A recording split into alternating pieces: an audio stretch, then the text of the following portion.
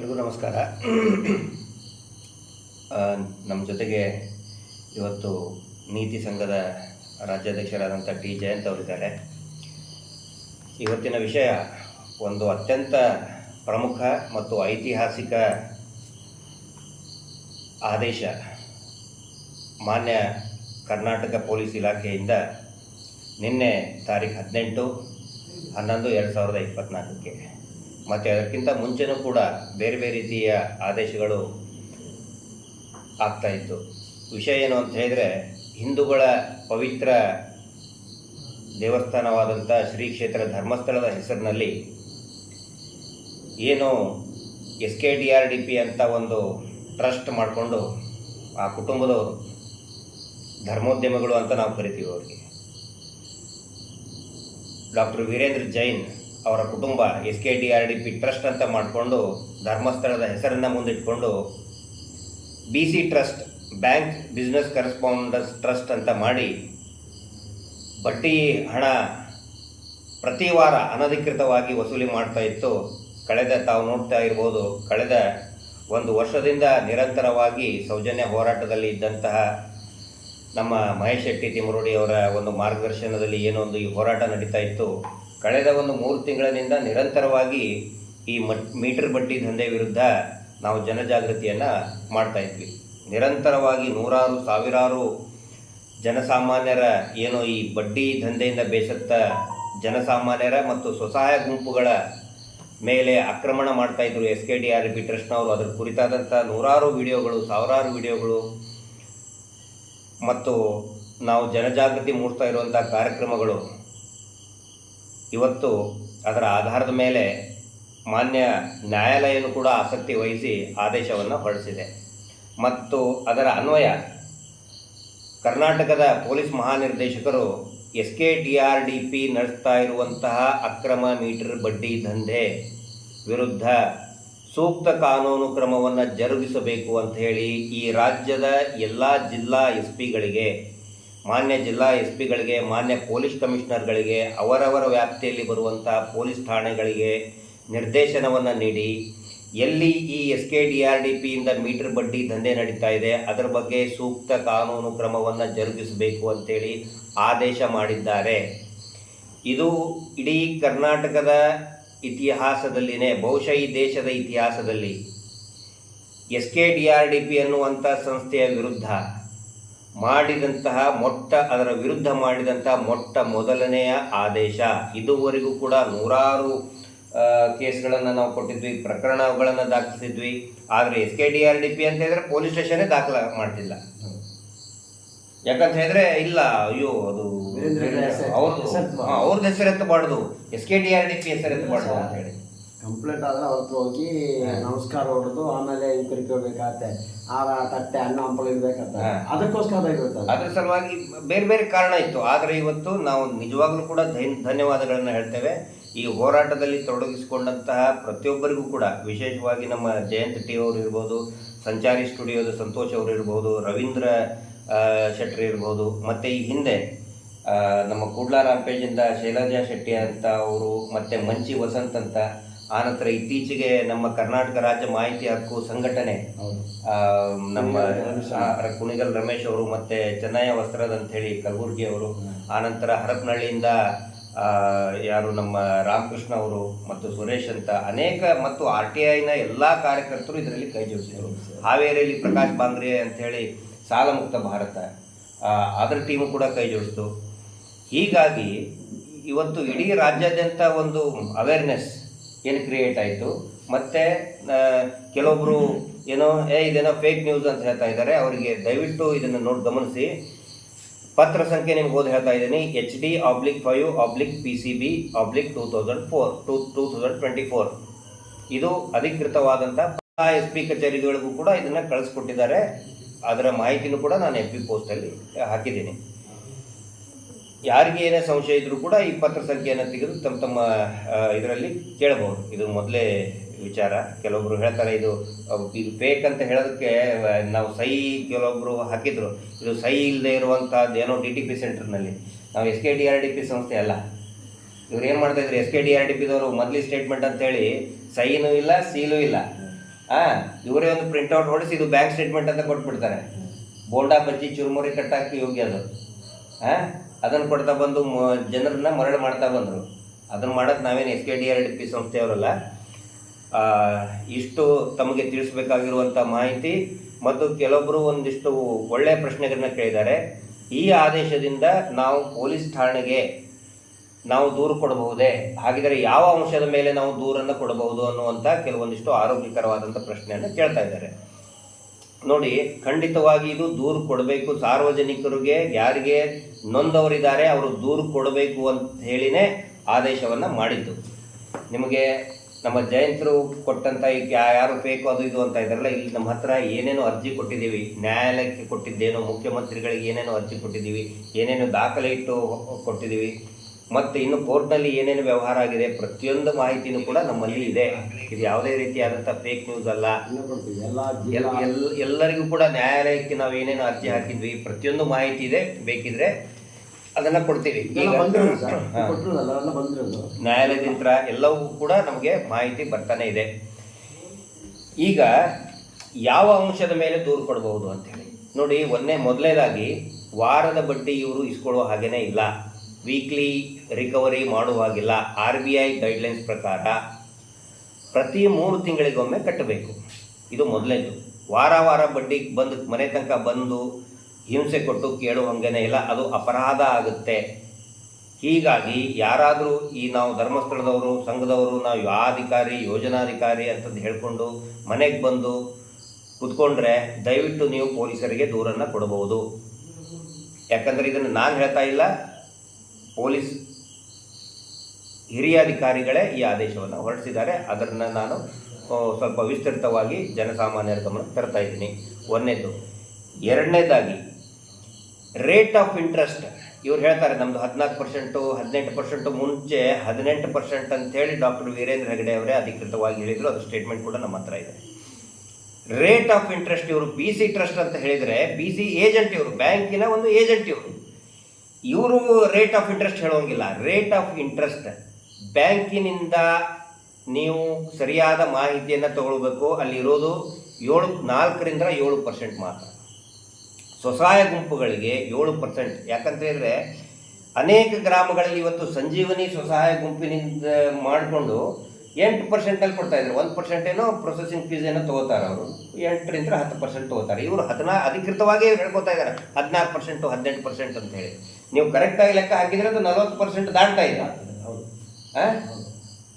ಮೊನ್ನೆ ದಾವಣಗೆರೆಯವರು ಒಬ್ಬರು ಒಂದು ಗುಂಪು, ಸ್ವಸಹಾಯ ಗುಂಪು ಕೇಳ್ತಾ ಇದ್ರು ಯೋಜನಾ ಅಧಿಕಾರಿಗಳು. ಇವರು ಉತ್ತರ ಕೊಡ್ಬಿಟ್ಟು ಒಂದು 5-6 ಜನ ಹೆಣ್ಮಕ್ಳನ್ನ ಮುಗಿಬಿಟ್ಟು ಹಾಗೆ ಹಿಂಗೆ ಅಂತ ಕೂಗಾಡಿ ಎದ್ದು ಹೋಗ್ಬಿಡ್ತಾರೆ. ಅವ್ರು ಹೇಳ್ತಾ ಇದ್ದಾರೆ ನಾವು ತೊಗೊಂಡಿರೋದೇ ಎಷ್ಟು 75,000, ಆಲ್ರೆಡಿ ನಾವು 63,000 ಕಟ್ಟಿದ್ದೀವಿ, ಇನ್ನೆಷ್ಟು ಉಳಿತು ಅಂತ ಕೇಳಿದ್ರೆ ಇನ್ನು ಮತ್ತೆ 63,000 ಹಾಕಿದ್ದಾರೆ. ಅದಕ್ಕೆ ಕೊಡೋದು ಬರೀ 23,000, ಇವ್ರು ಹಾಕಿರೋದು ಮತ್ತೆ ಎಕ್ಸ್ಟ್ರಾ 63,000 ಹಾಕಿದ್ದಾರೆ. 40% ದಾಟುತ್ತೆ ತಾನೇ ಅದು. 75,000 ರೂಪಾಯಿಗೆ ಇವರು 1,50,000 ರೂಪಾಯಿ ಬಡ್ಡಿ ಇಸ್ಕೊಳ್ತಾ ಇದ್ದಾರೆ. ಎಷ್ಟಾಯಿತು? ಡಬಲ್ ಆಯಿತು. ಇವ್ರು ಕೇಳಿದರೆ ಇಲ್ಲ ನಿಮ್ದು ಅದು ಇದು LICಗೂ ಇದಕ್ಕೂ ಸಂಬಂಧನೇ ಇಲ್ಲ.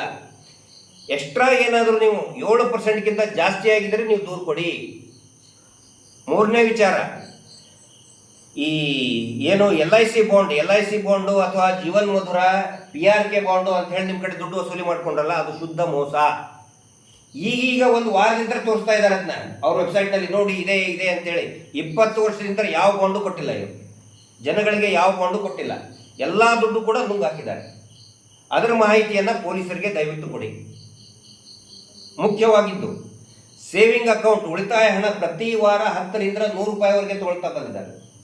ಪ್ರತಿ ವಾರ ನಾವು ಬರೀ 10ರಿಂದ 100 ರೂಪಾಯಿ ಅಂದರೆ ಬರೀ ವಾರಕ್ಕೆ ನಾವು 20 ರೂಪಾಯಿ ಅಂತ ನಾವು ಹಾಕಿದರೆ 60 ಲಕ್ಷ ಜನಕ್ಕೆ ಬೇಡ, ಬರೀ 50 ಲಕ್ಷ ಇಡೋಣ, ಮೇಲಿಂದ 10 ಲಕ್ಷ ಬಿಟ್ಬಿಡೋಣ. 50 ಲಕ್ಷ ಜನರಿಂದ 20 ರೂಪಾಯಿ ತಗೊಂಡ್ರೆ ವಾರಕ್ಕೆ 10 ಕೋಟಿ ರೂಪಾಯಿ ಆಯಿತು. ಅದ್ರ ಮಾಹಿತಿ ಎಲ್ಲಿದೆ? ಅದ್ರ ಮಾಹಿತಿ ಕೊಡಿ ಅಂತೇಳಿ. ಕೊಡಲಿಲ್ಲ ಅಂದರೆ ಪೊಲೀಸ್ ಠಾಣೆಗೆ ದೂರನ್ನು ಕೊಡಬೇಕು. ಈ ಒಂದಿಷ್ಟು ಆನಂತರ ಬ್ಯಾಂಕ್ ಸ್ಟೇಟ್ಮೆಂಟೇ ಕೊಡಬೇಕು, ಬ್ಯಾಂಕ್ ಪಾಸ್ಬುಕ್ಕೇ ಕೊಡಬೇಕು ಅವರು. ಈಗ ಬ್ಯಾಂಕ್ ಸ್ಟೇಟ್ಮೆಂಟ್ ಇಲ್ಲದೆ ನೀವು IT ರಿಟರ್ನ್ಸ್ ಹೆಂಗೆ ಮಾಡ್ತೀರಿ? ಅನೇಕ ಜನರು IT ರಿಟರ್ನ್ಸ್ ಫೈಲ್ ಮಾಡಬೇಕಿತ್ತು. ಇವ್ರು ಹೇಳ್ತಾರೆ ನೋಟ್ಬುಕ್ಕಲ್ಲಿ ಇದೆ ಅಂತೇಳಿ. ನೋಟ್ಬುಕ್ಕಲ್ಲಿ ತೋರಿಸಿ IT ರಿಟರ್ನ್ಸ್ ಮಾಡೋಕ್ಕಾಗುತ್ತಾ? LIC ಬಾಂಡ್ ಮಾಹಿತಿ ಕೊಟ್ಟಿದ್ರೆ ನೋಟ್ಬುಕ್ ಅಂತಾರೆ. ನೋಟ್ಬುಕ್ ತೋರಿಸಿದ್ರೆ ಹಾಸ್ಪಿಟಲಲ್ಲಿ ಬಿಲ್ ಕ್ಲಿಯರ್ ಆಗುತ್ತಾ? ನೋಟ್ಬುಕ್ ತಗೊಳ್ಳಿ. ನೋಟ್ಬುಕ್ಕಲ್ಲಿ ನೋಟ್ಬುಕ್ ಇರೋದು ನಾನು ಹೇಳ್ತಾ ಇದ್ದೀನಿ ಕೇಳಿ. ನೋಟ್ಬುಕ್ ಕೂಡ ಸ್ವಸಹಾಯ ಗುಂಪುಗಳಿಗೆ ಇರುತ್ತೆ. ಯಾವಾಗ ಆಂತರಿಕ ಲೇವಾದೇವಿ ವ್ಯವಹಾರ ಇದ್ದಾಗ, ಇಂಟರ್ನಲ್ ಲೆಂಡಿಂಗ್ ಇದ್ದಾಗ ಮಾತ್ರ. ಆದರೆ ಯಾವಾಗ ಇವರು ಬ್ಯಾಂಕಿನಿಂದ ದುಡ್ಡನ್ನು ಕೊಡ್ತಾರೆ ಅವಾಗ ಪಾಸ್ಬುಕ್ಕು ಮತ್ತು ಬ್ಯಾಂಕ್ ಸ್ಟೇಟ್ಮೆಂಟ್ ಮಂತ್ಲಿ ಇವ್ರು ಯಾವಾಗ ಕಟ್ಟಿರ್ತಾರೆ, ವಾರ ಕಟ್ಟಿದರೆ ವಾರ ಕಟ್ಟಿದ್ದೇ ಇರಬೇಕು.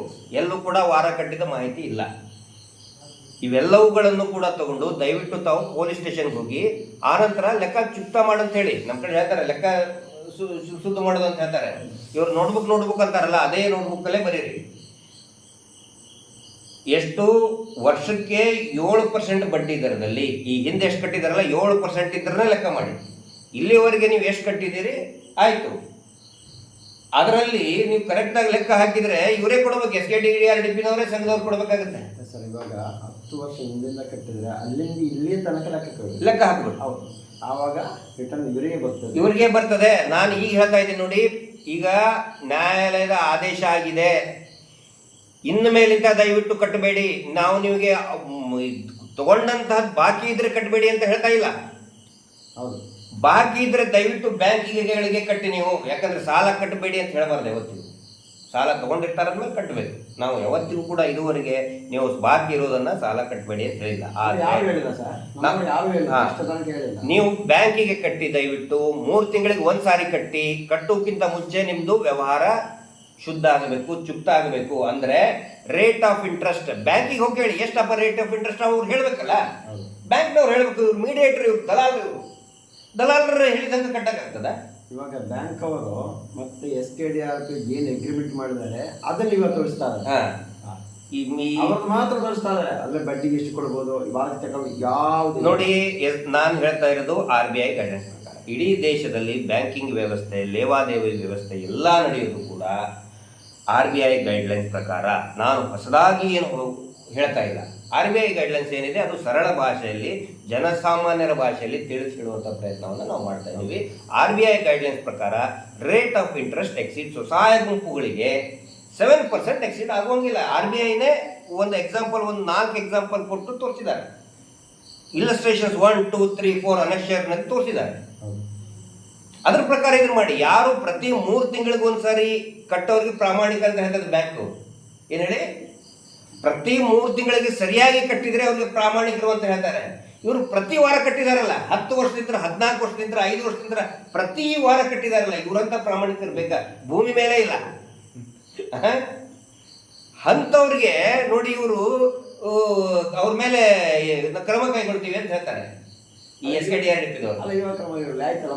ಅದಕ್ಕೆ ನೀವು ಪ್ರತಿ 3 ತಿಂಗಳಿಗೊಮ್ಮೆ ಏನು ಬ್ಯಾಂಕಿನ ರೂಲ್ಸ್ ಇದೆ ಅದರ ಪ್ರಕಾರ ಕಟ್ಟಿ ನೀವು. ಅದಕ್ಕಿಂತ ಮುಂಚೆ ನೀವು ಲೆಕ್ಕ ಚುಕ್ತ ಆಗಬೇಕು. ಅದರಲ್ಲಿ ಬ್ಯಾಂಕ್ ಸ್ಟೇಟ್ಮೆಂಟಲ್ಲಿ ವಾರ ನೀವು ಕಟ್ಟಿರೋ ಮಾಹಿತಿ ಇರಬೇಕು, ತಿಂಗಳ ಅಲ್ಲ. ಇವರು ಮಾಸಿಕ ವರದಿ ಕೊಡ್ತೇವೆ. ಮಾಸಿಕ ವರದಿ ಯಾವ್ದು ಕೇಳಿದಾನೆ, ನೀವು ಕಟ್ಟಿಸ್ಕೊಂಡಿದ್ದು ತಿಂಗಳನ ವಾರನ? ವಾರ ಕಟ್ಟಿದರೆ ವಾರದ ಬಡ್ಡಿ ಕೇಳಿ, ನೀವು ವಾರದ ಲೆಕ್ಕ ಕೇಳಿ. ಇಷ್ಟು ಮಾಹಿತಿ ಕೊಡಲಿಲ್ಲ ಅಂದರೆ ದಯವಿಟ್ಟು SKDRDP ಸಂಘದವರು ಇನ್ಸರ್ಟ್ ಮಾಡ್ಕೊಂಡು ಟ್ಯಾಗ್ ಹಾಕ್ಕೊಂಡು ಬರ್ತಾರಲ್ಲ ಕೊಡಿ ಅಂತೇಳಿ, ದಯವಿಟ್ಟು ಅವ್ರನ್ನ ಕುಂದಿಸ್ಕೋಬೇಡಿ ಮನೆ ಎದುರುಗಡೆ. ಆನಂತರ ಯಾರಿಗೂ ಕೂಡ ಅವಾಚ್ಯ ಶಬ್ದಗಳಿಂದ ಬೈಬೇಡಿ. ಅವ್ರು ಅದನ್ನೇ ಕಾಯ್ತಾ ಇರ್ತಾರೆ, ನಾವು ಹೆಣ್ಮಕ್ಳು ಅಥವಾ ನಾವು ಬಂದಿದ್ವಿ ನಮ್ಗೆ ಬೈದರು. ದಯವಿಟ್ಟು ಯಾರಿಗೂ ಅಸಂವಿಧಾನಿಕ ಪದಗಳನ್ನು ಬಳಸಬೇಡಿ. ಕಾನೂನು ಬಾಹಿರವಾಗಿ ಅವ್ರು ದೂಡೋದು ತಳ್ಳೋದು ಮಾಡಬೇಡಿ. ತಕ್ಷಣವೇ ಪೊಲೀಸರಿಗೆ ಫೋನ್ ಮಾಡಿ. ಒಂದು ಮುಖ್ಯವಾದ ಮಾತನ್ನು ನಿಮಗೆ ಹೇಳ್ತಾ ಇದ್ದೀನಿ, ನಿಮ್ಮ ಸಹಾಯಕ್ಕೆ ರಾಜ್ಯ ಪೊಲೀಸ್ ಇಲಾಖೆ ಇದೆ, ನಿಮ್ಮ ಸಹಾಯಕ್ಕೆ ಮಾನ್ಯ ನ್ಯಾಯಾಲಯ ಇದೆ, ನಿಮ್ಮ ಸಹಾಯಕ್ಕೆ ಸೌಜನ್ಯ ಹೋರಾಟಗಾರರಿದ್ದಾರೆ. ದಯವಿಟ್ಟು ಯಾರು ಕೂಡ ಸಾವಿಗೆ ಶರಣಾಗಬೇಡಿ. ಕೋಟಿಗಟ್ಟಲೆ, ಸಾವಿರಾರು ಕೋಟಿ ಗಟ್ಟಲೆ ಸಾಲ ಮಾಡಿದವರು ವಿದೇಶಕ್ಕೆ ಹೋಗಿ ಆರಾಮಾಗಿದ್ದಾರೆ. ಅದಾನಿ ಅಂಬಾನಿ ಆರಾಮಾಗಿದ್ದಾರೆ. ನೀವ್ಯಾಕೆ ಸಾವಿಗೆ ಶರಣಾಗ್ತೀರಿ? ನೀವ್ಯಾಕೆ ಮನೆ ಬಿಟ್ಟು ಊರು ಬಿಟ್ಟು ಓಡೋಗ್ತೀರಿ? ಅದರಲ್ಲಿ ನೀವು ಅನಧಿಕೃತ ಬಡ್ಡಿ ದಂಧೆ ಇದು. ಇದಕ್ಕೆ ಹೆದರ್ಕೊಂಡು ಯಾಕೆ ಓಡೋಗ್ತೀರಿ ಅನ್ನೋ ಮಾತನ್ನ ಹೇಳ್ತಾ ಇದ್ದೀನಿ. ಒಂದು ಒಳ್ಳೆಯ ನೊಂದವರ ಪರವಾಗಿ ರಾಜ್ಯ ಪೊಲೀಸ್ ಇಲಾಖೆ ಒಂದು ಆದೇಶವನ್ನು ಮಾಡಿದೆ. ಎಲ್ಲ ನೊಂದವರ ಪರವಾಗಿ ನ್ಯಾಯಾಲಯಕ್ಕೆ ಮತ್ತು ಪೊಲೀಸ್ ಇಲಾಖೆಗೆ ನಾನು ಧನ್ಯವಾದಗಳನ್ನು ಹೇಳ್ತಾ ಇದ್ದೀನಿ. ನಿಮಗೆ ಏನೇ ಇದರ ಬಗ್ಗೆ ಸಂಶಯಗಳು ಅಥವಾ ಏನಾದರೂ ಪ್ರಶ್ನೆಗಳಿದ್ದರೆ ಈ ಫೇಸ್ಬುಕ್ ಇರ್ಬೋದು, ಮತ್ತು ನಮ್ಮ ಸಂಚಾರಿ ಸ್ಟುಡಿಯೋ ಅವ್ರದ್ದು ಜಯಂತ್ ಟಿ ಅವ್ರದ್ದು ನಂಬರ್ ತಮ್ಮ ಹತ್ರ ಇದೆ, ಆಮೇಲೆ ರವೀಂದ್ರ ಶೆಟ್ಟಿ ಅವ್ರದ್ದಿದೆ, ಇನ್ನೂ ಸಾಕಷ್ಟು ಜನ ನಮ್ಮ ಕಾರ್ಯಕರ್ತರಿದ್ದಾರೆ, ಅವ್ರ ಮುಖಾಂತರ ನೀವು ನಮ್ಗೆ ಕೇಳಬಹುದು. ಹೀಗಾಗಿ ಇನ್ನು ಮೇಲಿಂದ ದಯವಿಟ್ಟು ಈ ಮೀಟರ್ ಬಡ್ಡಿ ದಂಧೆಯಿಂದ ನಿಮ್ಗೆ ಏನಾದರೂ ತೊಂದರೆ ಆದರೆ ತಕ್ಷಣ ಪೊಲೀಸರಿಗೆ ನೀವು ಮಾಹಿತಿಯನ್ನು ಕೊಡಿ. ತಕ್ಷಣವೇ ನೀವು ಪೊಲೀಸರಿಗೆ ಮಾಹಿತಿಯನ್ನು ಕೊಡಿ. ಇನ್ನು ಮೇಲಿಂದ ಯಾರೂ ಭಯ ಬೀಳುವಂಥ ಅವಶ್ಯಕತೆ ಇಲ್ಲ ಅನ್ನುವಂಥ ಮಾತನ್ನು ತಮ್ಮ ಗಮನಕ್ಕೆ ತರ್ತಾ ಇದ್ದೀನಿ. ಇದೊಂದು ನಮ್ಮ ಇಡೀ ಹೋರಾಟಕ್ಕೆ ಮಾನ್ಯ ಮಹೇಶ್ ಶೆಟ್ಟಿ ತಿಮ್ಮರೋಡಿಯವರ ನೇತೃತ್ವದ ಈ ಒಂದು ಹೋರಾಟಕ್ಕೆ ಸಿಕ್ಕಂತಹ ಒಂದು ಅತಿ ದೊಡ್ಡ ಗೆಲುವು. ನಾವು ಹೇಳ್ತಾ ಇದ್ವಿ, ಬಾಯಿ ಮಾತಿಂದ ನಾವು ಹೇಳೋದಲ್ಲ, ಬರೀ ನಾವು ಮಾತಾಡೋದಲ್ಲ, ನಾವು ಫೀಲ್ಡಿಗೆ ಹೋಗಿ ಕೆಲಸ ಮಾಡ್ತೀವಿ, ನಾವು ಫೇಸ್ಬುಕ್ಕಲ್ಲಿ ಕೂಡ ಹೇಳ್ತೇವೆ, ಯೂಟ್ಯೂಬಲ್ಲಿ ಹೇಳ್ತೇವೆ, ಕಾನೂನಿನ ಹೋರಾಟವನ್ನು ಕೂಡ ಮಾಡ್ತೇವೆ. ಅನೇಕ ಬಾರಿ ನಾನು ಹೇಳಿದ್ದೆ, ನಿಮಗೆ ಯಾರಾದರೂ ನೋಟಿಸ್ ಕೊಟ್ಟರೆ ದಯವಿಟ್ಟು ನಮಗೆ ಕಳಿಸ್ಕೊಡಿ. ಮೊನ್ನೆ ದೊಂಬರಹಳ್ಳಿ ಗ್ರಾಮದವ್ರಿಗೆ ಸೀಸ್ ಮಾಡಿದ್ದಾರೆ, ಫ್ರೀಸ್ ಮಾಡಿ, ಬ್ಯಾಂಕ್ ಅಕೌಂಟ್ ಫ್ರೀಸ್ ಮಾಡಿದ್ದಾರೆ. ಇಲ್ಲ ನೋಡಿ, ಇವ್ರು ಹೇಳಿದ್ರಲ್ಲ, ಪೂಜ್ಯರು ಶ್ಯೂರಿಟಿ ಕೊಟ್ಬಿಟ್ಟಿದ್ದಾರೆ ರೀ. ಪೂಜ್ಯರು ಶ್ಯೂರಿಟಿ ಯಾಕೆ ಸಾಲ ಕೊಡ್ತಾ ಇದೆ ಅಂತ ಹೇಳಿದ್ರೆ, ಪೂಜ್ಯರು ಶ್ಯೂರಿಟಿ ಕೊಟ್ಬಿಟ್ಟಿರಂತೆ ಎಲ್ಲರ ಸಲುವಾಗಿ. ನಾವು ಪೂಜ್ಯರು ಶ್ಯೂರಿಟಿ ಕೊಟ್ಟರೆ ಪೂಜ್ಯರಿಗೆ ನೋಟಿಸ್ ಕೊಡ್ಬೇಕಲ್ಲ. ಇವ್ರದ್ದು ಫ್ರೀಸ್ ಮಾಡಿ ಅಂತ ರಿಕ್ವೆಸ್ಟ್ ಯಾಕೆ ಕಳಿಸ್ತಾರೆ ಇವರು? ಪತ್ರ ಯಾಕೆ ಬರೀತಾರೆ ಕರ್ನಾಟಕ ಬ್ಯಾಂಕಿಗೆ? ಅಲ್ಲ, ಇವ್ರಿಗೆ ಮಾಡಿದ್ದಾರೆ ಫ್ರೀಸ್ ಮಾಡಿ ಅಂತೇಳಿ. ಶ್ಯೂರಿಟಿ ಕೊಟ್ಟರೆ ಪೂಜ್ಯರಿಗೆ ನೋಟಿಸ್ ಕಳಿಸ್ಬೇಕಲ್ಲಪ್ಪ ನೀವು. ಇನ್ನೊಂದಿಷ್ಟು ಟೈಮ್ ಆದ್ರೆ ಅದೇ ಅದ್ರ ಇನ್ನು ಮೇಲೆ ಅವು ಯಾವ ನಡೆಯಲ್ಲ. ಇವತ್ತೊಂದು ನಿನ್ನೆ ಒಳ್ಳೆಯ ಆದೇಶವನ್ನು ಮಾಡಿದ್ದಾರೆ. ಒಳ್ಳೆ ಇವತ್ತು ಯಾವತ್ತಿಗೂ ಕೂಡ ಅವರ ಹೆಸರು SKDRDP ಅಂದರೆ ಹಿಂದೇಟ್ ಆಗ್ತಾ ಇದ್ರು. ಆದರೆ ಇವತ್ತು ರಾಜ್ಯ ಪೊಲೀಸ್ ಮಹಾನಿರ್ದೇಶಕರು ಪೊಲೀಸ್ ಪ್ರಧಾನ ಕಚೇರಿಯಿಂದನೇ ಆದೇಶ ಆಗಿದೆ. ಹೋರಾಟಕ್ಕೆ ಸಿಕ್ಕಂತಹ ಇದೊಂದು ಐತಿಹಾಸಿಕ ಗೆಲುವು. ಇವ್ರು ಹೇಳ್ತಿದ್ರಲ್ಲ, ಏನೇನೋ ಕಮೆಂಟ್ ಹಾಕ್ತಿದ್ರು ಅದು ಇದು ಅಂತೇಳಿ, ಈಗ ಮಾತಾಡ್ಲಿ ಅವರು. ಇವರು ಇನ್ನೊಮ್ಮೆ ಡಾಕ್ಯುಮೆಂಟ್ ನಂಬರ್ ಯಾವುದು? ಡಾಕ್ಯುಮೆಂಟ್ ನಂಬರ್ ನೋಡಿ, HD/5/PCB/2024. ಏನಾದರೂ ನಿಮಗೆ ಪ್ರಶ್ನೆಗಳಿದ್ದರೆ ಇದರಲ್ಲಿ ಕಮೆಂಟಲ್ಲಿ ಹಾಕ್ಬೋದು. ಆರೋಗ್ಯಕರವಾದಂಥ ಪ್ರಶ್ನೆಗಳಿದ್ದರೆ, ಸಂಶಯಗಳಿದ್ದರೆ ಖಂಡಿತ ಅದಕ್ಕೆ ನಾವು ನಮ್ಮ ವ್ಯಾಪ್ತಿಯಲ್ಲಿ ಏನೇನಿದೆ ಅದಕ್ಕೆ ಉತ್ತರವನ್ನು ಕೊಡ್ತೀವಿ. ನಿಮಗೆ ಯಾರಾದರೂ ಕಿರುಕುಳ ಕೊಟ್ಟರೆ ದಯವಿಟ್ಟು ಪೊಲೀಸ್ ಠಾಣೆಗೆ ದೂರನ್ನು ಕೊಡಿ ಅನ್ನೋ ಮಾತನ್ನು ಇಲ್ಲಿ ಹೇಳ್ತಾರೆ. ಸರ್, ಮೈಕ್ರೋ ಫೈನಾನ್ಸ್ಗೆ ಬೇರೆ ಮೈಕ್ರೋ ಫೈನಾನ್ಸ್ಗಳಿಗೂ ಕೂಡ RBI ರೂಲ್ಸ್ ಇದೆಯಾ ಅಂತ ಕೇಳ್ತಾ ಇದ್ದಾರೆ. ಹೌದು, ಅದು ಎಲ್ಲರಿಗೂ ಇದೆ. ಇಲ್ಲಿ ನಾವು ಇದಕ್ಕೆ ಯಾಕೆ ಒತ್ತು ಕೊಡ್ತಾ ಇದ್ದೀವಿ ಗೊತ್ತಾ? ಇವರು ಮಂಜುನಾಥ ಸ್ವಾಮಿಯಿಂದ ಫೋಟೋ ಇಟ್ಕೊಂಡು ವಸೂಲಿ ಮಾಡ್ತಾ ಇದ್ದಾರೆ. ಇದ್ರ ಹಿಂದೂ ದೇವಸ್ಥಾನ ರೀ, ಅದು ಹಿಂದೂ ದೇವಸ್ಥಾನನೇ ಅಲ್ಲ ಅಂತ ಹೇಳಿದವರು ಇಲ್ಲಿ ಮಂಜುನಾಥ ಸ್ವಾಮಿ ಫೋಟೋ ಇಟ್ಕೊಂಡು ದಂಧೆ ಮಾಡ್ತಾ ಇದ್ದಾರೆ.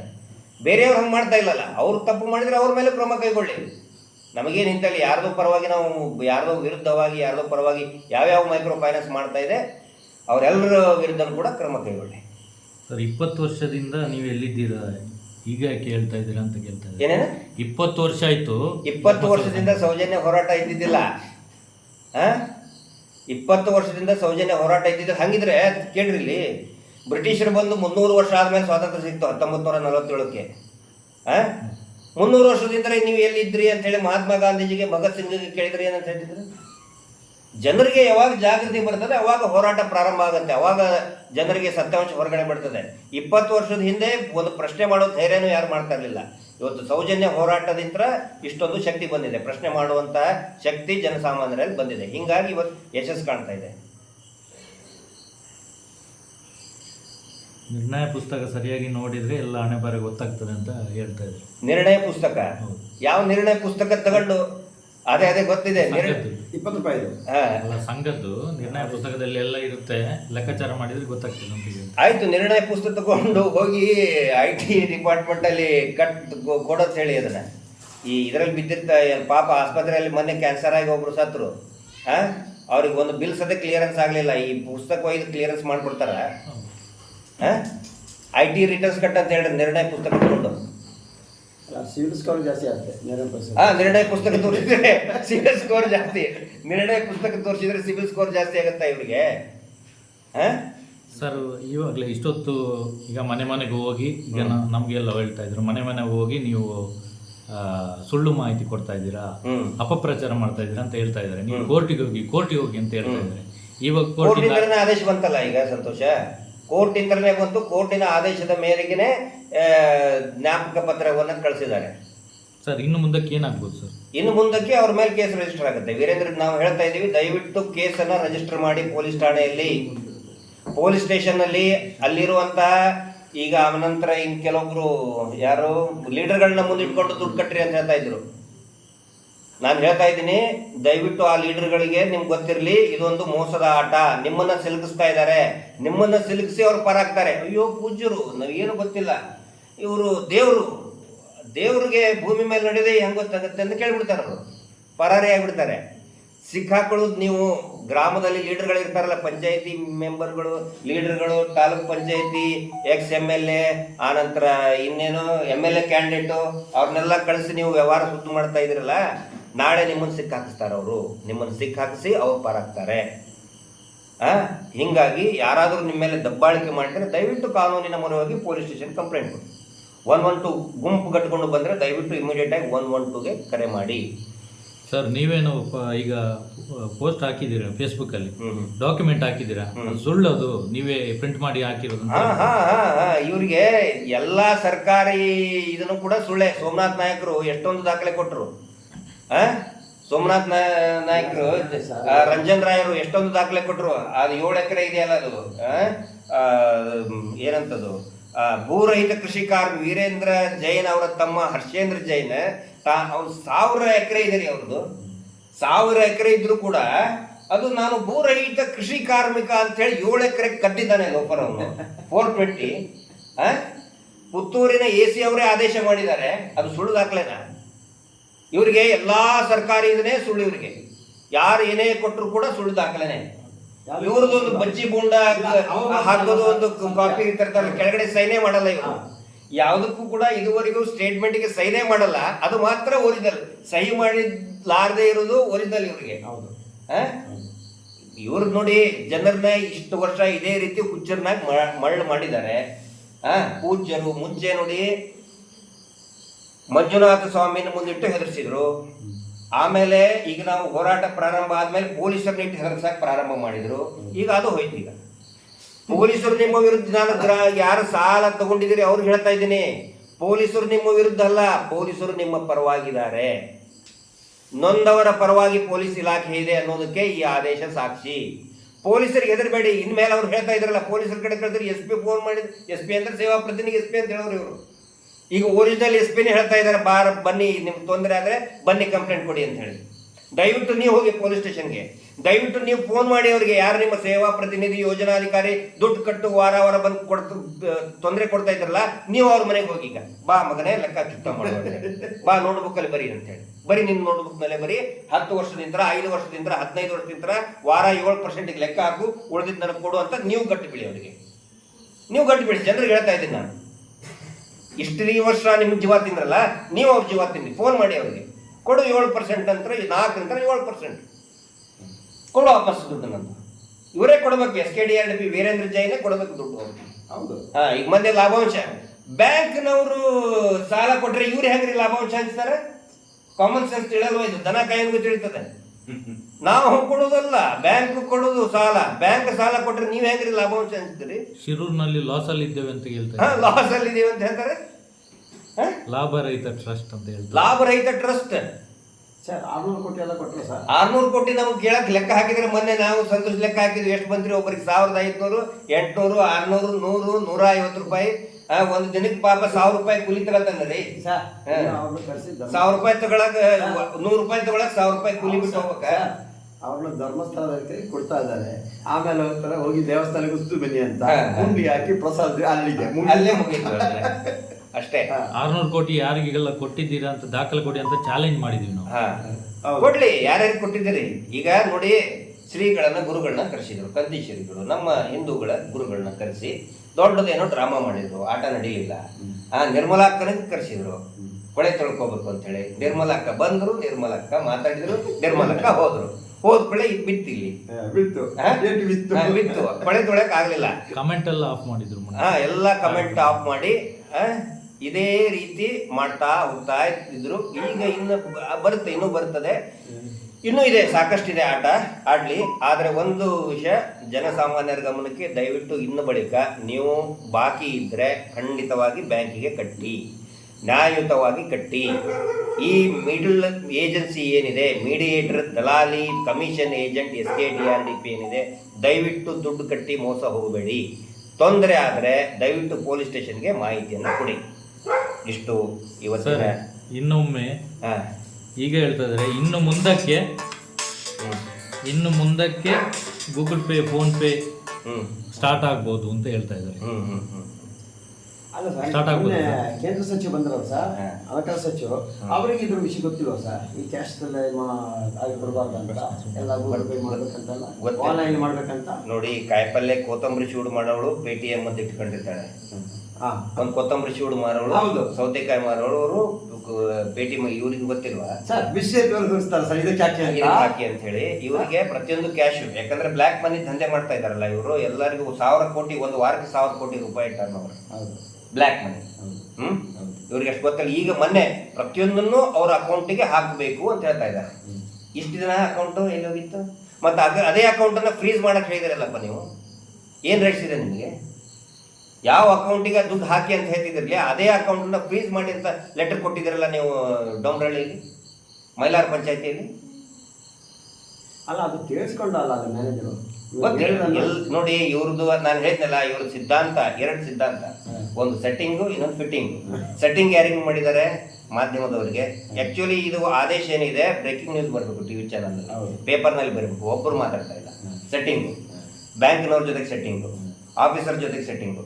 ಈಗ ಅವೆಲ್ಲ ಬಿಚ್ತಾ ಇದೆ. ಆಫೀಸರ್ಸ್ಗೂ ಗೊತ್ತಾಗಿದೆ, ನ್ಯಾಯಾಂಗ ವ್ಯವಸ್ಥೆಗೂ ಕೂಡ ಇವ್ರ ಸೆಟ್ಟಿಂಗ್, ಇವ್ರಿಗೆ ಇಂಥವ್ರು ಅಂತ ಗೊತ್ತಾಗಿದೆ. ಅದಾಗ್ತಾ ಇಲ್ಲ. ಇನ್ನು 2 ಉಳಿದಿದ್ದು ಬ್ಯಾಂಕಿಂಗ್ ಸೆಟ್ಟಿಂಗು, ಮೀಡಿಯಾ ಸೆಟ್ಟಿಂಗು. ಅದು ಹೋಗುತ್ತದೆ, ಕಳ್ಸದೆ. ನಾವು ಮೀಡಿಯಾಕ್ಕೆ ಬೈತಾ ಇಲ್ಲ, ಒಂದು ಟೈಮ್ ಅಂತ ಬರ್ತದೆ. ಆ ಟೈಮ್ ಬಂದಾಗ ಎಲ್ಲವೂ ಕೂಡ ಕಳ್ಸ್ಕೊಂಡು ಹೋಗ್ತದೆ. ಸೆಟ್ಟಿಂಗು, ಫಿಟ್ಟಿಂಗ್ ಎದಕ್ಕೆ ಇಡ್ತಾರೆ? ನಮ್ಮ ಮೇಲೆ. ಈಗ ಮಹೇಶ್ ಶೆಟ್ಟರ್ ಇರ್ತಾ, ನಕ್ಸಲೈಟು ಅಂತೇಳಿ ಅವಾಗ ಭಾರಿ ಇದು ಮಾಡಿದ್ರು. ಹಿಂದೂ ವಿರೋಧಿ ಅಂತೇಳಿ ಮಾಡಿದ್ರು. ಯಾರಿಗೆ? ಕಾಂಗ್ರೆಸ್ನವರಿಗೆ, ಸಾರಿ BJP ಅವರಿಗೆ. ಹಿಂದೂ ವಿರೋಧಿ ಅಂತೇಳಿ ಫಿಟ್ಟಿಂಗ್ ಇಡ್ತಾರೆ. ಆಮೇಲೆ ಕಾಂಗ್ರೆಸ್ನವ್ರಿಗೆ ಇದು ಮಾಡಿದ್ರೆ ಇವರು ಕೋಮುವಾದಿಗಳು ಅಂತ ಹೇಳಿ ಫಿಟ್ಟಿಂಗ್ ಇಡೋದು. ಸೇಮ್ ಬ್ರಿಟಿಷರ್ ಬಿದ್ದಲ್ಲ ಸರ್? ಸೇಮ್ ಅಲ್ಲ, ಅವರೇ ಪಳೆ ಹೇಳೋಕೆ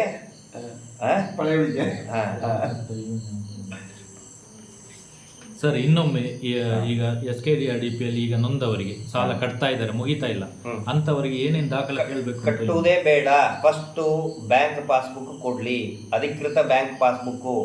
ಇವ್ರದ್ದು ಉದ್ರಿ ಚೀಟಿ ನೋಟ್ಬುಕ್ ಅಲ್ಲ, ಬ್ಯಾಂಕ್ ಅಧಿಕೃತ ಪಾಸ್ಬುಕ್ಕು. ಆನಂತರ ಮತ್ತೆ ಯಾವುದು ಬ್ಯಾಂಕ್ ಸ್ಟೇಟ್ಮೆಂಟ್ ಕೊಡಬೇಕು. ವಾರ ಕಟ್ಟಿದ್ದು ಮಾಹಿತಿ ಇರಬೇಕು ಅದರಲ್ಲಿ, ಪ್ರತಿ ವಾರ ಕಟ್ಟಿದ ಮಾಹಿತಿ ಇರಬೇಕು. ಆನಂತರ ಪ್ರತಿ ವಾರ ಇವ್ರು ಬಂದು ಬಡ್ಡಿ ವಸೂಲಿ ಮಾಡುವಂಗಿಲ್ಲ, ಪ್ರತಿ ವಾರ ಬಡ್ಡಿ ವಸೂಲಿ ಮಾಡುವಂಗಿಲ್ಲ. As per RBI guidelines. Saving ಅಮೌಂಟದ್ದು, ಆಗಲೇ ಹೇಳಿದ್ದೀನಿ, ಮತ್ತೆ ರಿಪೀಟ್ ಮಾಡ್ತಾ ಇದ್ದೀನಿ, ಸೇವಿಂಗ್ ಅಮೌಂಟು ಪ್ರತಿ ವಾರ ಕಟ್ಟಿದಾರಲ್ಲ, ಸೇವಿಂಗ್ ಅಮೌಂಟ್ ಎಲ್ಲವಿತ್ತು. ಇನ್ನೊಂದು ಮುಖ್ಯವಾಗಿ ಹೇಳೋದು, ಇವರು ಪ್ರತಿ ಗ್ರಾಮದಲ್ಲಿ 60 ವರ್ಷ ದಾಟಿದಂತಹ ಹಿರಿಯ ನಾಗರಿಕರ ಸಂಘಗಳನ್ನು ಕೂಡ ಮಾಡಿದ್ದಾರೆ. ಕಳೆದ 7 ವರ್ಷದಿಂದ ಪ್ರತಿ ವಾರ 10 ರೂಪಾಯಿ ಅವ್ರ ಕಡೆಯಿಂದ ವಸೂಲಿ ಮಾಡಿದ್ದಾರೆ, ಕಲೆಕ್ಷನ್ ಮಾಡಿದ್ದಾರೆ. ಹಾಗೆ ಮಾಡಿದರೆ ಅವರಿಗೆ ಸರ್ಕಾರದಿಂದ, ಕೇಂದ್ರ ಸರ್ಕಾರದಿಂದ, ರಾಜ್ಯ ಸರ್ಕಾರದಿಂದ, ಈ ಅಂತ್ಯೋದಯ ಯೋಜನೆಯಿಂದ ಅನೇಕ ಲಾಭಗಳು ಸಿಗ್ತದೆ. ಇವ್ರು ಯಾರಿಗೂ ಕೊಟ್ಟೇ ಇಲ್ಲ. ಅಜ್ಜಿ ಊರುಗೋಲ್ ಕಸ್ಕೊಂಡಂಗೆ ತಾನೇ ಅದು. ಇಲ್ಲ, ಅದಕ್ಕೊಳ್ಳಿಗೆ ಪ್ರಧಾನಿ ಕಳಿಸ್ತಾರೆ. ವೀರೇಂದ್ರ ಜೈನ್ ಇವರು ಕೂಡ ಸೀನಿಯರ್ ಸಿಟಿಸನ್ ಆಗಿ ಇನ್ನೊಬ್ಬರು ಅಜ್ಜಿ ಊರುಗೋಲ್ ಕಸ್ಕೊಂಡಿದ್ದಾರೆ ಇವರು. ಮೊನ್ನೆ ಕಿತ್ತೂರು ತಾಲೂಕಿನಲ್ಲಿ ಜಗಳ ಆಯ್ತಲ್ಲ, ಕೇಳಿದ್ರಲ್ಲ, 60 ವರ್ಷದ ಸಂಘಿನವ್ರದ್ದು ದುಡ್ಡೆಲ್ಲಿ ಅಂತೇಳಿ ಅವನಿಗೆ ಮಾತಾಡೋಕ್ಕೆ ಬಾಯನೇ ಇರಲಿಲ್ಲ. ಅದೇ ಇದು ನಾನು ಹೇಳ್ತಾ ಇರೋದು. ಈ ರೀತಿ ಎಲ್ಲ ಗ್ರಾಮಗಳಲ್ಲಿ ಕೂಡ ಮಾಡಿದ್ದಾರೆ. 60 ವರ್ಷ ಆದವ್ರದ್ದು ಸೇವಿಂಗ್ ಅಮೌಂಟ್ ಕಸ್ಕೊಂಡಿದ್ದಾರೆ ಇವರು. ಪಾಪ ಅವ್ರಿ, ಅವ್ರ ಮೊಮ್ಮಕ್ಕಳಿಗೆ ಅಂತ ಕೂಡಿಟ್ಟಿರ್ತಾರೆ. ಮೊಮ್ಮಕ್ಕಳು ಕೊಟ್ಟಿದ್ದು, ಮಕ್ಕಳು ಕೊಟ್ಟಿದ್ದು, ಏನಾದರೂ ಹಾಸಿಗೆ ಹೇಳಿದಾಗ ದುಡ್ಡು ಬರ್ತದೆ ಅಂತ ಹೇಳಿದರೆ ಇವೆಲ್ಲ ನುಕೊಂಡು ಹೋಗ್ಬಿಟ್ಟಿದ್ದಾರೆ. ಅದು SKDR, ಈ ದೇಶದ ಏಕೈಕ ಲಾಭರಹಿತ ಟ್ರಸ್ಟ್. ಅಜ್ಜಿ 10 ರೂಪಾಯಿ ತಿಂದಿದ್ದಾರೆ ಸಗಣಿ, 40% ಪೂಜ್ಯರು. ಅಜ್ಜಿ 10 ರೂಪಾಯಿ ಕದ್ದಿದ್ದೀರಿ, ನಾಚಿಕೆ ಆಗಬೇಕು ನಿಮಗೆ. ಅದರ ಸಲುವಾಗಿನೇ ನ್ಯಾಯಾಲಯ ಎಲ್ಲವನ್ನು ಕೂಡ ಪರಿಗಣಿಸಿದೆ. ಅದರ ಸಲುವಾಗಿ ಈ ಉತ್ತರವನ್ನು ನಿಮಗೆ ಕೊಟ್ಟಿದೆ. ದಯವಿಟ್ಟು ಇನ್ನು ಮೇಲೆ ಯಾರು ಕೂಡ ಈ ದಲ್ಲಾಳಿಗಳಿಗೆ ದಯವಿಟ್ಟು ದುಡ್ಡನ್ನು ಕಟ್ಟಬೇಡಿ, ಬ್ಯಾಂಕಿಗೆ ಕಟ್ಟಿ. ಮತ್ತೇನಾದರೂ ಇದೆಯಾ ಸರ್? ಈಗಾಗಲೇ ಧರ್ಮಸ್ಥಳದ ಸಂಘದ ಹೆಸರು ಎತ್ತಿದ್ರೆ ಪೊಲೀಸ್ ಸ್ಟೇಷನ್ ಕಂಪ್ಲೇಂಟ್ ತಗೊಳ್ತಾ ಇರಲಿಲ್ಲ. ಈಗ ತಗೊಳ್ಳೇಬೇಕು. ಅಕಸ್ಮಾತ್ ತಗೊಳ್ಳಿಲ್ಲ ಅಂತ ಹೇಳಿದ್ರೆ ದಯವಿಟ್ಟು ಅದ್ರ ಮಾಹಿತಿ ಕೊಡಿ, ನಾವು ಕಂಟೆಂಪ್ಟ್ ಹೋಗ್ತೇವೆ. ಕೊಡಲಿ ಅವರು. ಇದಕ್ಕಾಗಿ ಪ್ರತ್ಯೇಕವಾದಂಥ ಸೆಲ್ಲನ್ನು ಕೂಡ ನಾವು ಮಾಡ್ತಾ ಇದ್ದೀವಿ. ಈಗ ಆಲ್ರೆಡಿ ಇದೆ, ಎಕ್ಸಿಸ್ಟಿಂಗ್ ಇದೆ. ಅದಕ್ಕೊಂದು ಹೆಲ್ಪ್ ಲೈನ್ ಕೂಡ ಕೊಡ್ತೀವಿ, ಅದಕ್ಕೆ ಫೋನ್ ಮಾಡಿ. ಆದರೆ ಒಂದು ಗೊತ್ತಿರಲಿ, ಮುಂಚೆ ಪೊಲೀಸರಿಗೂ ಕೂಡ ಈ ಮಾಹಿತಿ ಇದ್ದಿದ್ದಿಲ್ಲ. ಆದರೆ ಈಗ ಅನೇಕ ಪೊಲೀಸ್ ಅಧಿಕಾರಿಗಳಿಗೆ ಇದ್ರ ಬಗ್ಗೆ ಮಾಹಿತಿ ಇದೆ, ಅವರು ಕೂಡ ಸರಿಯಾಗಿ ಸ್ಪಂದನೆಯನ್ನು ಮಾಡ್ತಾ ಇದ್ದಾರೆ. ಅದು ಒಳ್ಳೆ ಹೌದು, ಇದ್ದಿದ್ದು ಹೇಳ್ಬೇಕು ನಾವು, ಸುಖ ಸುಮ್ಮನೆ ನಾವು ಟೀಕೆ ಎಲ್ಲ ಮಾಡಲ್ಲ. ದಾಖಲೆ ಬಗ್ಗೆ ಸ್ವಲ್ಪ ದಾಖಲೆಗಳ ಬಗ್ಗೆ ಏನೇನು ಅಲ್ಲ, ಈಗ ಸಾಕ ಜಯಂತಿ ನಾವು 6ನೇ ತಿಂಗಳಿಂದ ಪ್ರಾರಂಭ ಆಗಿರೋದು ಬಡ್ಡಿದಂಧೆ ವಿಷಯದಲ್ಲಿ. ಇವಾಗ ಎಲ್ಲ ಹೊರಗೆ ಬರ್ತಾ ಇದೆ. ಮಾನ್ಯ ಮುಖ್ಯಮಂತ್ರಿಗಳಿಗೆ, ಮಾನ್ಯ ಎಲ್ಲ ನ್ಯಾಯಾಲಯಗಳಿಗೆ ಎಲ್ಲ ರೀತಿಯಾದಂಥ ದೂರನ್ನು, ಸೂಕ್ತ ದಾಖಲೆಯನ್ನು ಇಟ್ಟು ಕೊಟ್ಟಿದ್ದು ಕೂಡ ಇರ್ತದೆ. ಹೀಗಾಗಿ ಯಾರು ಕೂಡ ಈ ಫೇಕ್ ನ್ಯೂಸ್ ಇದ್ದರೆ ನಾನು ನಂಬರ್ ಹೇಳಿದ್ದೀನಿ, ಅದನ್ನು ಹೋಗಿ ಚೆಕ್ ಮಾಡಿ ಇಷ್ಟೇ. ಚಿಕ್ಕಬಳ್ಳಾಪುರದ SP ಸಾಹೇಬ್ರಿಗೆ ಕಳಿಸಿದ್ದು ಕೂಡ ದಯವಿಟ್ಟು ಹೋಗಿ. ಇವರಿಗೆ ನೋಡಿ, ಎಲ್ಲ ಸರ್ಕಾರಿ ದಾಖಲೆಗಳು ಇವ್ರ ಪ್ರಕಾರ ಸುಳ್ಳು. ಇವರು ಸಹಿ ಮಾಡದೆ ಕೊಟ್ಟಿರೋಂಥದ್ದಿಷ್ಟೇ ಒರಿಜಿನಲ್ ಇವರಿಗೆ. ಹೌದು. ಚುರುಮರಿ ಬೋಂಡಾ ಬಜ್ಜಿ ತಿನ್ನಕ್ಕೆ ಕೊಟ್ಟಿರ್ತಾರಲ್ಲ, ಅದು ಒರಿಜಿನಲ್ ಇವರಿಗೆ. ಇಷ್ಟೆಲ್ಲ ನಾಟಕ ಆಡೋರು ಸೌಜನ್ಯ ಕೇಸಲ್ಲಿ ಕಡ್ಡಿ ಆಡಿಸಿರಲ್ಲ ಇವರು. ಸೆಂಟ್ರಲ್ ಫೈನಾನ್ಸ್ ಮಿನಿಸ್ಟ್ರಿಗೆ ತಂದು ಕ್ಲೀನ್ ಮಾಡಕ್ಕೆ ನೋಡ್ತಾರೆ. CBIನವ್ರ ಮೇಲೆ ಪ್ರಭಾವ ಬೀರಿರಲ್ವಾ, ಸಾಕ್ಷ್ಯ ನಾಶ ಮಾಡಿರಲ್ವಾ? ಓರಿಜಿನಲ್ ಈಗ ಹೇಳಿದ್ರಲ್ಲ, ಇದು ಅವರೇ ಸಿಕ್ಕಿ ಹಾಕೋತಾ ಇದ್ದಾರೆ. ಓರಿಜಿನಲ್ ದಾಖಲೆಗಳನ್ನೇ ಸುಳ್ಳು ಅಂತ ಹೇಳೋರು, ಸಾಕ್ಷಿಗಳನ್ನು ನಾಶ ಇವರು ಮಾಡಿಲ್ಲ ಅಂತ ಏನು ಗ್ಯಾರಂಟಿ? ಅವ್ರಿಗೆ ಅಭ್ಯಾಸ ಆಗಿದೆ ಅವ್ರದ್ದು ಅದೇ ಕೆಲಸ, ಅದೇ ದಂಧೆ ಅವ್ರದ್ದು. ಅದೇ ದಂಧೆ ಜನರಿಗೆ ಮರಳು ಮಾಡ್ತಾ ಹಿಂದೂ ದೇವರನ್ನ ಮುಂದಿಟ್ಟು ಇದು ಹಿಂದೂ ದೇವರೇ ಅಲ್ಲ ಅಂತ ಕೋರ್ಟ್ನಲ್ಲಿ ಹೇಳ್ತಾರೆ. ಹೈಕೋರ್ಟಿಗೆ, ಸುಪ್ರೀಂ ಕೋರ್ಟಿಗೆ ಅಫಿಡವಿಟ್ ಕೊಡ್ತಾರೆ, ಇದು ಹಿಂದೂ ದೇವಸ್ಥಾನ ಅಲ್ಲ, ನಾವು ಜೈನರ ಆಸ್ತಿ, ಇದು ದೇವಸ್ಥಾನನೇ ಅಲ್ಲ ಅಂತ ಹೇಳ್ತಾರೆ. ಇಲ್ಲಿ ಮಂಜುನಾಥ ಸ್ವಾಮಿ ಫೋಟೋ ಇಟ್ಟು ದುಡ್ಡು ವಸೂಲಿ ಮಾಡ್ತಾರೆ. ಫ್ರಾಡ್ ಅಲ್ಲ ಇವರು, 420 ಅಲ್ವಾ ಇವರು? ಅದನ್ನು ಕೇಳ್ತಾ ಇದ್ದೀವಿ ನಾವು. ಇಷ್ಟು ಇವತ್ತಿನ ಮಟ್ಟಿಗೆ ಸಾರ್ವಜನಿಕರ ಗಮನಕ್ಕೆ ದಯವಿಟ್ಟು ಇದೊಂದೊಂದು ಒಳ್ಳೆಯ, ಇದು ಸಂಭ್ರಮಿಸುವಂತಹ ಒಂದು ಆದೇಶ, ಜನಪರವಾದಂತಹ ಆದೇಶ, ನೊಂದವರ ಪರವಾಗಿರುವಂಥ ಆದೇಶ. ನಾವು ಕೊನೆಯದಾಗಷ್ಟೇ ಹೇಳೋದು, ದಯವಿಟ್ಟು ನಾವು ಸಾಲ ಮಾಡಿದ್ದೀವಿ, ಬಡ್ಡಿ ಇದೆ, ಮನೆ ತನಕ ವಾರ ಬರ್ತಾರಂತ ಹೇಳಿ ಇನ್ನು ಮೇಲೆ ಯಾರೂ ತಲೆ ಕೆಡಿಸ್ಕೊಳ್ಬೇಡಿ. ಆರ್ಡರ್ ಕಾಪಿ ದಯವಿಟ್ಟು ಇದನ್ನು ಸೇವ್ ಮಾಡ್ಕೊಳ್ಳಿ. ಫೇಸ್ಬುಕ್ಕಲ್ಲಿದೆ, ಎಲ್ಲ ಸಾಮಾಜಿಕ ಜಾಲತಾಣದಲ್ಲಿದೆ. ಆನಂತರ ಈ ವಿಷಯಗಳು ದೊಡ್ಡ ದೊಡ್ಡ ಚಾನಲ್ನಲ್ಲಿ ಬರಲ್ಲ. ಹೀಗಾಗಿ ಯೂಟ್ಯೂಬ್ನಲ್ಲಿ ಇದರ ಬಗ್ಗೆ ಯಾವ್ಯಾವ ಯೂಟ್ಯೂಬ್ನಲ್ಲಿ ಸೌಜನ್ಯ ನ್ಯಾಯಪರವಾದಂಥ ಹೋರಾಟ ಮತ್ತು ಈ ಅಕ್ರಮ ಬಡ್ಡಿ ದಂಧೆ ವಿರುದ್ಧದ ಹೋರಾಟ ಬರುತ್ತೆ. ದಯವಿಟ್ಟು ಅವು ಎಲ್ಲವುಗಳನ್ನು ಕೂಡ ಸಬ್ಸ್ಕ್ರೈಬ್ ಮಾಡ್ಕೊಳ್ಳಿ ಅಂತ ನಾನು ವಿನಂತಿ ಮಾಡ್ಕೊಳ್ತಾ ಇದ್ದೇನೆ. ಯಾವ್ಯಾವ ಯೂಟ್ಯೂಬ್ನಲ್ಲಿ ಮತ್ತು ಫೇಸ್ಬುಕ್ನಲ್ಲಿ ಇರ್ತದೋ ಸಾಧ್ಯ ಆದಷ್ಟು ಜನರಿಗೆ ಇದನ್ನು ತಲುಪಿಸಿ. ಆ್ಯಕ್ಚುಲಿ ಇದು ಬರಬೇಕಾಗಿತ್ತು, TV ನಲ್ಲಿ ಬರಬೇಕಾಗಿತ್ತು ಬ್ರೇಕಿಂಗ್ ನ್ಯೂಸ್. ಯಾಕಂದರೆ 60 ಲಕ್ಷ ಜನರ ಜೀವನ ಇದು, 60 ಲಕ್ಷ ಜನರ ಜೀವನ. ಈ BPL ಕಾರ್ಡ್ 10,000 ಜನಕ್ಕೆ ಕಟ್ಟಾಯಿತು ಅಂಥೇಳಿ 3 ದಿನ ನಂತರ ತೋರಿಸ್ತಾ ಇದ್ದಾರೆ. 60 ಲಕ್ಷ ಜನರಿಗೆ ಪರಿಣಾಮ ಬೀಳುವಂತಹ ಆದೇಶ ಇದು. ಇದನ್ನು TV ಚಾನಲ್ ಅವ್ರು ಹೇಳ್ತಾ ಇಲ್ಲ. ಆದರೆ ನಮ್ಮ ಪಾಲಿಗೆ ಯಾರು ತಾವು ನೋಡ್ತಾ ಇದ್ದೀರಿ, ಪ್ರಸಾರ ಮಾಡ್ತಾ ಇದ್ದೀರಿ, ಶೇರ್ ಮಾಡ್ತೀರಿ, ನೀವೇ ನಿಜವಾದಂತಹ ಪತ್ರಕರ್ತರು. ತಮ್ಮೆಲ್ಲರನ್ನು ಕೂಡ ಒಂದು ಸತ್ಯದ ಹೋರಾಟದ ಪತ್ರಕರ್ತರು ಅಂತ ನಾವು ತಿಳ್ಕೊಂಡಿದ್ದೇವೆ. ನೀವೇ ಇದರ ಪ್ರಚಾರಕರು, ನೀವೇ ಇದರ ಪತ್ರಕರ್ತರು. ದಯವಿಟ್ಟು ಪ್ರತಿಯೊಬ್ಬ ಅಸಹಾಯಕರಿಗೂ ಕೂಡ ಅನುಕೂಲ ಆಗೋ ರೀತಿಯಲ್ಲಿ ಪ್ರತಿಯೊಬ್ಬರಿಗೂ ಕೂಡ ದಯವಿಟ್ಟು ಈ ರೀತಿಯ ವಿಡಿಯೋಗಳನ್ನು, ನ್ಯಾಯಪರವಾದಂಥ ವಿಡಿಯೋಗಳನ್ನು ಶೇರ್ ಮಾಡಿ ಅಂತ ವಿನಂತಿ ಮಾಡಿಕೊಳ್ತಾ ಇವತ್ತಿನ ಈ ಲೈವ್ ಜನಜಾಗೃತಿ ಕಾರ್ಯಕ್ರಮವನ್ನು ಮುಗಿಸ್ತಾ ಇದ್ದೀವಿ. Justice for Soujanya.